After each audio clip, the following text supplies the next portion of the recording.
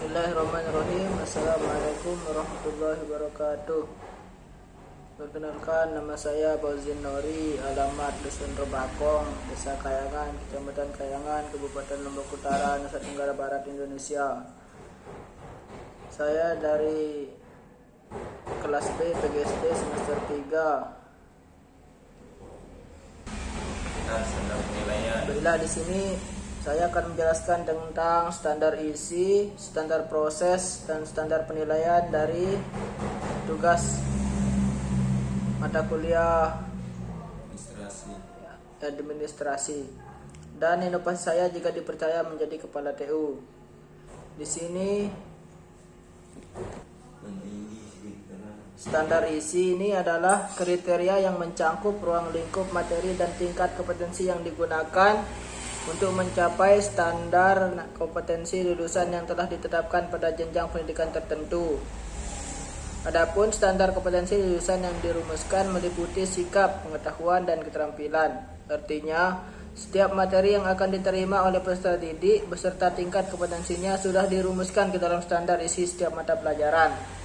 Materi dan tingkat kompetensi itulah yang nantinya akan terpengaruh pada sikap, pengetahuan, dan keterampilan para peserta didik. Standar ini mencakup lingkup materi minimal dan tingkat kompetensi minimal untuk mencapai kompetensi lulusan yang minimal. Yang kedua, standar proses. Standar proses di sini adalah kriteria mengenai pelaksanaan pembelajaran pada satuan pendidikan untuk mencapai kompetensi lulusan. Yang artinya, untuk mencapai tujuan dalam pembelajaran dibutuhkan serangkaian proses yang sistematis dan terencana. Adapun standar proses pada standar nasional pendidikan yaitu proses pembelajaran pada satuan pendidikan diselenggarakan secara interaktif, inspiratif, menyenangkan, menantang, memotivasi peserta didik untuk berpartisipasi aktif, serta memberikan ruang yang cukup bagi prakarsa, kreatif, dan kemandirian sesuai dengan bakat, minat, dan perkembangan fisik serta psikologis peserta didik. Selain itu, dalam proses pembelajaran peserta didik memberikan keteladanan. Setiap satuan pendidikan melakukan perencanaan proses pembelajaran, pelaksanaan proses pembelajaran, penilaian hasil pembelajaran, dan pengawasan proses pembelajaran untuk terlaksananya proses pembelajaran yang efektif dan efisien. Baik, yang ketiga yaitu standar penilaian. Standar penilaian di sini adalah kriteria mengenai lingkup, tujuan, manfaat, prinsip, mekanisme, prosedur, dan instrumen penilaian hasil belajar peserta didik yang digunakan sebagai dasar dalam penilaian hasil belajar peserta didik.